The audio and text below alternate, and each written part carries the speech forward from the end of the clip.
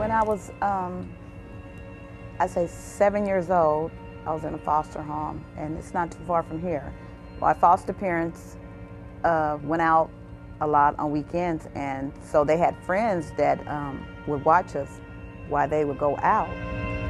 The husband that was there always sent his wife to the store, and when he sent her to the store, he would tell the boys, you know, go to the park, your sister's gonna make sandwiches for you.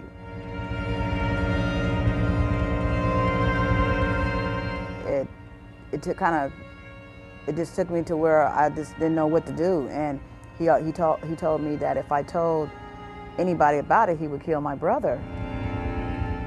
I never did, and he did it for like 4 or 5 more times until we got moved from that foster home to another foster home.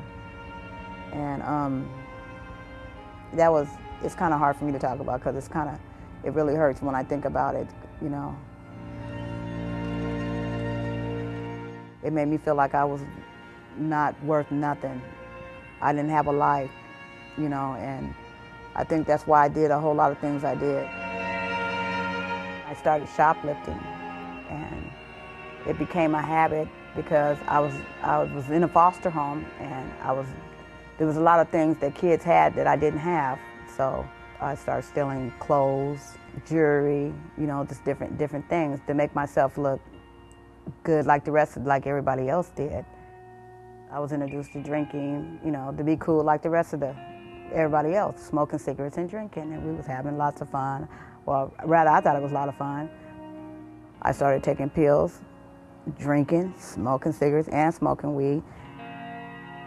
I was with my friends again, and we ran into her auntie, and her auntie was nodding, and I was wondering what her auntie was nodding off, because I said the pills didn't make me feel like that, so I wanted to do something different. She was like, "No, I don't think you're ready for this." I said, "Yeah, I am. Yes, I am." And so I didn't know how to inject myself, so she did it for me. And then from then on, I never snorted again. I was like shooting heroin every day.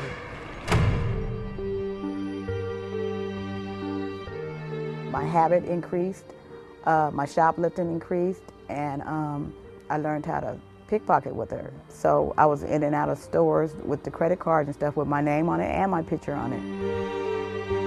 One day I finally got in trouble. They arrested me because they said this wasn't me, and they took me to SeaTac, and that's where they hold federal inmates at. And then I ended up getting sentenced to 39 months.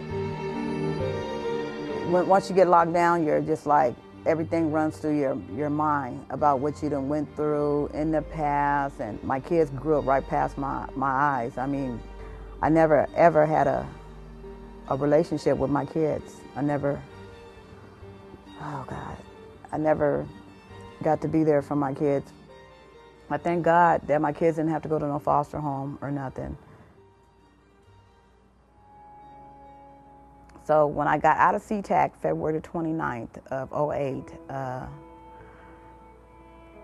it was a struggle for me. I felt like I was stuck in a corner. I wanted to just go back to my old life because I knew I can get some money quick like that. I was at South Center one day, and I seen this girl that works here, and she told me about the Goodwill program. At that time, I was already in the verge of going to steal some items from some stores and go sell them. And when I ran into her, she told me about the class, and she was like, "I want you to be there."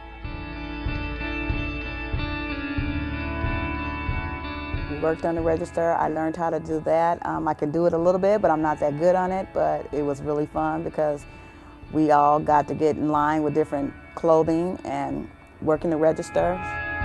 They're typing and everything. I learned how to do resumes. Cover letters. I learned how to open an email.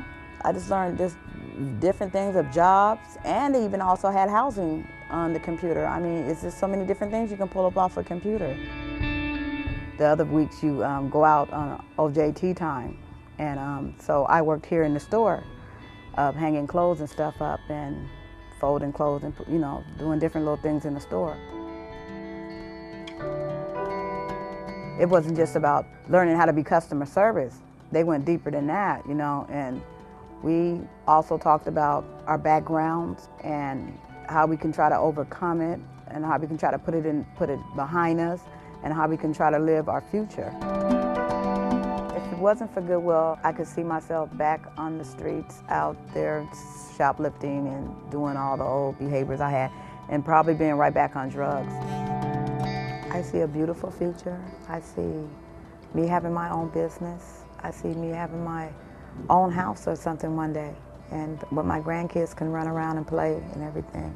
And I see me just working every day. I feel really good about myself, so, you know.